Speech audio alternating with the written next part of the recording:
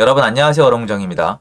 날씨가 장난이 아닙니다. 감기 조심하시고요. 건강을 꼭 챙기셔야 됩니다. 올 한 해가 또 지나가고요. 내년을 준비할 때가 왔습니다. 요거를 그냥 넘어갈까 말씀을 드릴까 굉장히 고민을 많이 했는데요. 그래도 한번 짚고 넘어가고 싶어졌어요. 정치 얘기 아니에요. 제가 이제 꽤 시간이 지났고요. 꽤 긴 시간 동안 이런 얘기를 한 적이 있어요. 3단계인데요. 첫 번째 단계는 한국 부동산은 자료가 이상하다. 그러니까 상승력에 대한 차이가 아니라 마이너스로 돌아선 거예요. 시장에 대해서. 아직 안 내려가는데 내려간다고 말씀을 하셨어요. 그래서 제가 이거 한국 부동산은 자료가 틀린 것 같다. 그리고 연락도 했지만 샘플링에 대해서 뭘 어떻게 만드는 건지 아무 오픈을 해주질 않는 거예요. 그래서 제가 얘기를 했죠. 한국 부동산은 자료가 틀렸다. 그런데 반응이 너무 셌어요. 그 단어는 제가 여기서 입에 담진 않겠습니다. 저한테 부르시던 단어가 있어요. 여러분께서. 그러니까 부동산이 상승해야만 되는 정신병자가 국가통계기관에서 하락한다고 하니까 못 참아가지고 막 난동질을 부린다고 인식을 하시더라고요. 그래서 저도 아무리 그래도 많은 분들에게 보여지는 영상인데 내가 좀 예의를 가다듬어야겠다는 생각이 들어서 이렇게 공지를 한동안 오랫동안 했습니다. 나는 한국 부동산원 자료를 쓰지 않습니다. 여러분이 한국 부동산원 자료를 가지고 부동산 공부를 하시는 분이라면 제 말에 이질감을 느낄 거고 여러분이 생각하는 것과 맞지 않을 겁니다. 사전에 양해를 부탁드렸고 그리고 저는 KB를 씁니다. 그리고 KB랑 원래 안 썼었거든요. 근데 이제 부동산원 자료가 날라갔잖아요. 전 안 쓰니까. 그래서 114 자료를 더했어요. 그래서 그때부터 아실이랑 지인이랑 뭐 어차피 비슷한 거 쓰겠지만 실거래가랑 이런 거 다 섞어 썼단 말이에요. 왜냐면 실거래가가 옛날에는 신고 기간이 좀 더 길었었는데 짧아져가지고 조금 더 쓸만해졌거든요.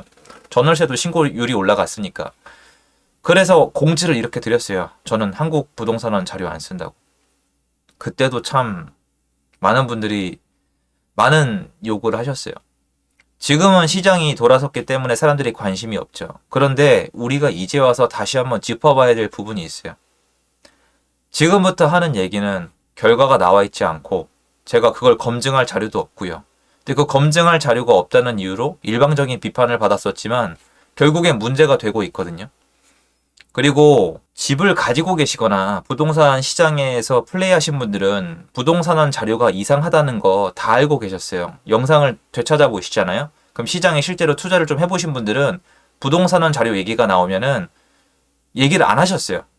안 하는 게 낫죠. 차라리 왜 그러냐면 일개 개인이 한국 부동산 자료가 맞다 틀리다고 얘기하는 것 자체가 어떻게 보면 국가에 대해서 안 좋게 얘기하는 거거든요. 근데 부동산 투자하시는 분들이 거의 다 보면 한국이란 국가를 좋아해요. 여러분이 좀 거꾸로 생각하는 분들이 많던데 저도 개인적으로 우리나라를 굉장히 좋아하거든요. 저 되게 좋아요. 전 이만한 나라가 없다고 생각하는 사람이에요. 제 영상을 쭉 뒤져보시면은 한국에 대해서 나쁘게 얘기한 적이 거의 한 번도 없을 거예요. 지금도 좋아하고 앞으로도 좋아할 거고 전 이렇게 살기 좋은 나라 세상에 별로 없다고 생각을 해요. 여기서 열심히 일하면 북유럽 여행도 갈 수 있어요. 좀 못 사는 국가는 가서 아무리 뼈 빠지게 일해봤자 유럽에 배낭여행 못 간단 말이에요. 얼마나 좋아요. 고마울 줄 알아야 되는데 제가 한국 부동산원에 대해서 이상한 얘기를 하는 게 근거 자료 없이 좀 이게 아니다 싶은 거예요. 그리고 한국 부동산원 자료가 저 옛날에 감정원 자료 갖다가 부동산 공부 시작했거든요. 되게 좋아요 자료가. 근데 뭐 다 판이 뒤집어진 거죠. 그 자료가 한국을 대표하는 자료가 맞아요. 해외도 나가고 여기저기 다 쓴단 말이에요. 어딜 가도 그 자료가 가는 거예요. 솔직히 저 같은 일개 유튜버가 왈가왈부 할 부분이 아니에요, 여러분. 솔직히 그래야 맞아요. 그게 맞아요. 그게 옳아요. 맞다 옳다를 판단할 때 전 이건 해도 된다고 생각을 해요.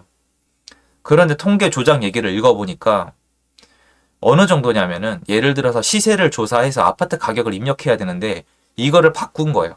조작을 한 거예요. 거기 데이터에 시세를 조작을 한 거예요. 그리고 인사 고과에 대한 혜택을 받은 것 같다고 얘기가 나와 있더라고요. 기사가 그냥 나왔겠어요? 이거 포렌식까지 들어가고 있잖아요. 이 결과가 나올 거란 말이에요. 충격이 아닐 수 없는데 사람들이 큰 관심이 없을 수도 있어요. 근데 부동산뿐만이 아니라 통계는 다 조작한 것 같아요. 착한 통계가 된 거예요. 누군가한테는 착한 통계. 전 착한이란 단어가 진짜 싫어하거든요, 이제. 착하고 나쁜 건 없어요, 여러분. 그런 게 어디 있어요. 아무튼 이거는 앞으로 나오는 결과를 지켜봐야 될 것 같은데 오늘 또 부동산 얘기 중요한 부분이 있으니까 영상을 킨 거예요.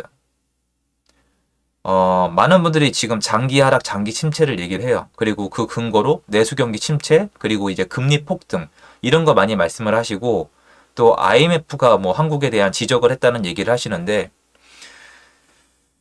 그 얘기 10년도 더 됐어요, 여러분. 10년 전부터 인구 감소, 그리고 대외 경제 위기, 그러니까 경제 안 좋다, 경기 안 좋다, 뭐, 그러니까 한국이 위기다, 이런 얘기는 한 해도 안 빼고 있었어요. 2014, 15, 16, 17, 18 쭉 다 있었어요.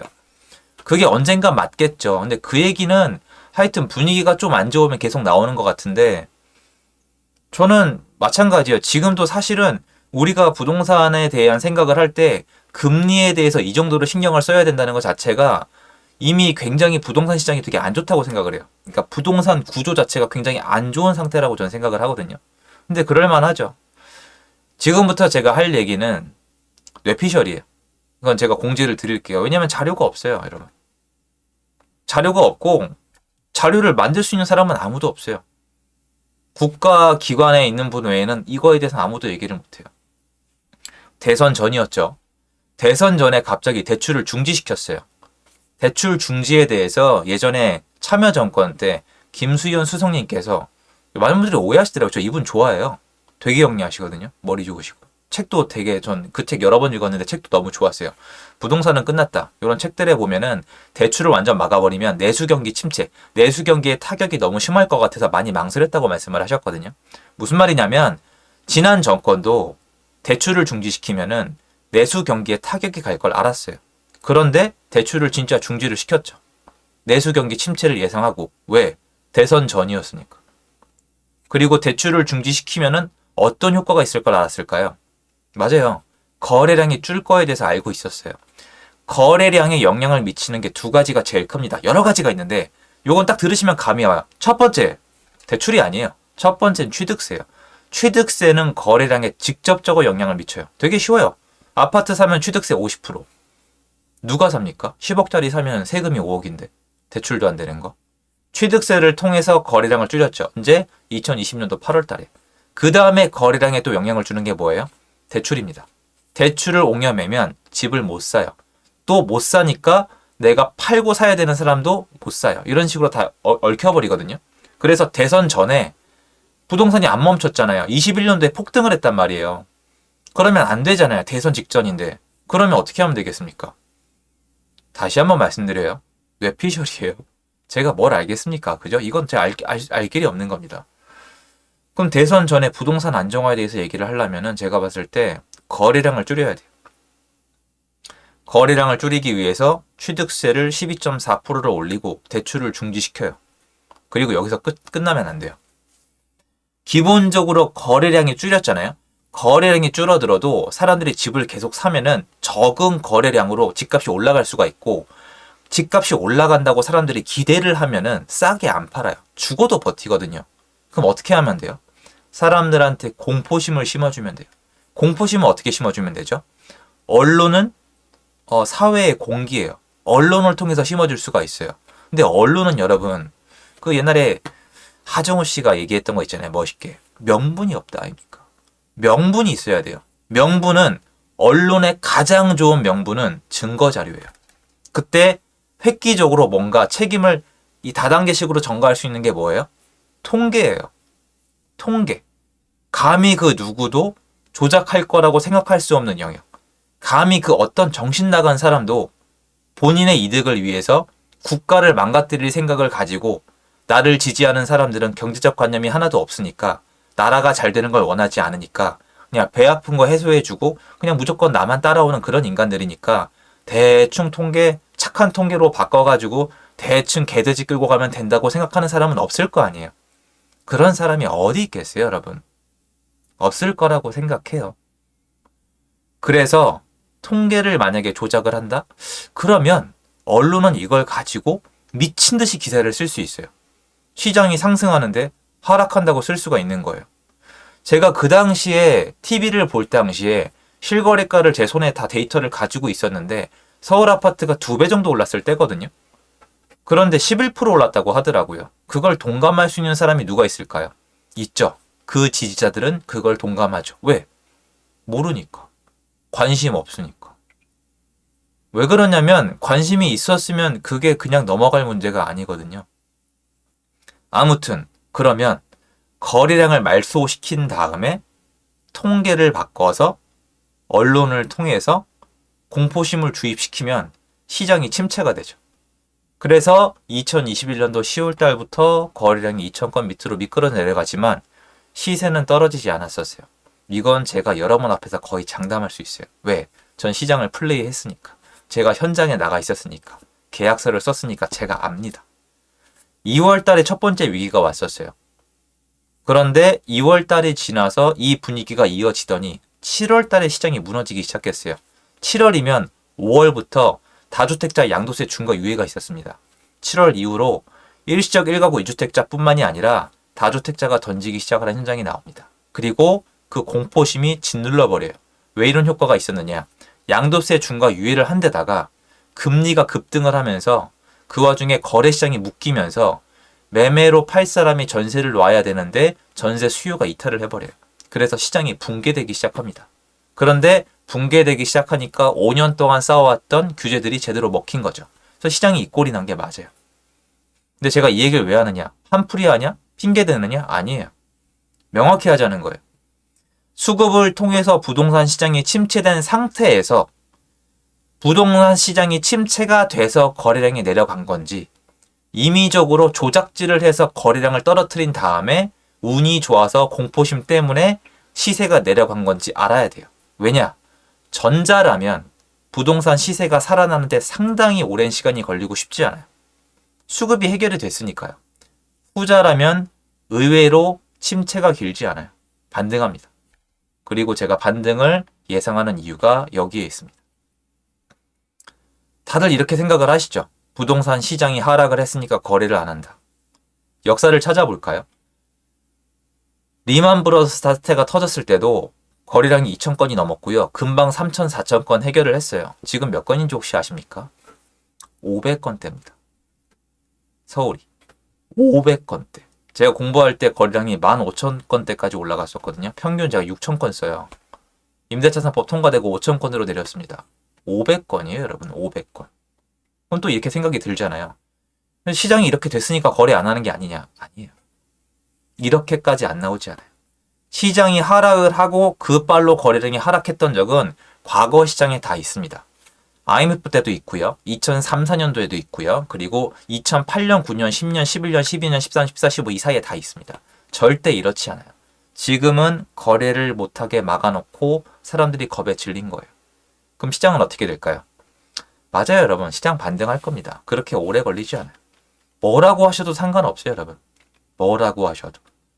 저는 22년도 시장에 대한 예측을 한 것 자체가 비정상이라고 생각을 하거든요. 왜냐면 제가 다시 말씀을 드리잖아요. 뭐 어차피 저랑 대화가 통하는 분이 있고 안 통하는 분이 있겠지만 러시아 전쟁이랑 금리를 한꺼번에 8배, 9배를 올리는 건 파월 본인도 몰랐던 일이에요. 그걸 딱딱딱딱 다 맞췄다? 인정. 근데 이런 분들이 대부분이에요. 이제 오를 만큼 올랐으니까. 그 얘기는 매년 다 있었어요. 산이 높으면 골이 깊다? 매년 있던 얘기예요. 그리고 정부가 이렇게까지 할 거라고 누가 알아요? 이거 정상 아니잖아요. 이게 생각보다 쉬운 겁니다. 거래를 못하게 하면. 거래를 못하게 한다고 생각을 해보세요. 예를 들어서 삼성전자 주식을 내일부터 한 2달 동안 거래 중지시킨다고 생각해보세요. 주가가 배겨 나갈까요? 그 전에 처분할 분들 다 처분할걸요? 근데 여러분 이렇게 매해 말도 안 되라고 하잖아요. 부동산 시장을 그렇게 했잖아요. 그걸 지지하셨잖아요. 그럼 생각을 해서 만약에 제가 얘기한 것처럼 정부가 정의를 떠나서 이 시장을 버티지 못한다면 왜? 어차피 전 정권은 내수 경기 아작날 거 알았어요. 그거 모르는 책에 써놨다니까요, 여러분. 책에 써져 있어요. 대출을 그렇게 하면 내수 경기 아작나는 거 다 아셨단 말이에요. 근데 그게 더 중요했나 보죠. 국민이 뽑은 정부니까 마음대로 해도 되는 거 아닙니까, 사실. 그래서 그렇게 했고 당연히 내수 경기가 무너지잖아요. 제가 내수 경기 무너지는 사인을 기다린 거잖아요. 그래서 당연한 수순이니까. 그러면 버틸 수 없단 말이에요. 그럼 현 정부에서 복구를 시켜야 되는데 아까 여쭤본 것처럼 거래량을 복구를 시켰을 때 어떻게 될까 해서 생각을 해보세요. 수급을 통해서 이미 시세를 잡은 상태에서 거래량이 줄어든 거면 이거 임의적으로 살려봤자 소용이 없어요. 그런 적도 있었고요. 그런데 그게 아니라 임의적으로 시장을 짜집기 위해서 이렇게 만들어 놓은 상태인데 거래량을 임의로 줄여놓은 상태인데 수급이 안 맞는 상태에서 거래량이 살아나게 되면 어쩔 수 없이 순차적으로 반등이 일어날 수밖에 없죠. 저는 그렇게 생각을 합니다. 거의 뭐 저랑 똑같은 생각을 하시는 분들이 없을 거예요. 동의하는 분도 없을 거예요. 그런데 저는 여러분 동의를 구하는 것도 아니고 여러분 동의를 구해서 돈을 번 것도 아니고 저는 제 생각대로 시장을 한 걸음 한 걸음 걸어 나가서 승리를 했던 거거든요. 그리고 중요한 건 이거예요. 여러분이 지금 사시잖아요. 그러면 중요한 건 2024년도 말이에요. 사실 이제 사면 2025년도가 중요한 거죠. 맞지 않습니까? 바로 팔 수 있는 게 아니잖아요. 신무기사는 그렇게 다르죠. 올라갔다 내려갔다. 올라갔다 내려갔다만 중요한 게 아니에요. 그 안에 집을 가진 분들은 알고 있죠. 나의 대출이자와 세금이 그 안에 얼마나 들어가 있는지. 내가 집을 11억에 사서 12억에 팔아도 내가 낸 세금이 2억이라면 마이너스 1억이에요. 집 가진 사람 입장에서 좋을까요? 앞으로 부동산 시장은 문제가 굉장히 많습니다. 장기 침체요. 이대로 끝난다고요? 절대 그렇게 생각하지 않습니다. 과연 그분이 투자를 해본 분인지 시장에 주택이 어떻게 공급되는지 아는 분인지 모르겠어요. 물론 일정 분야의 전문가이기도 하겠죠.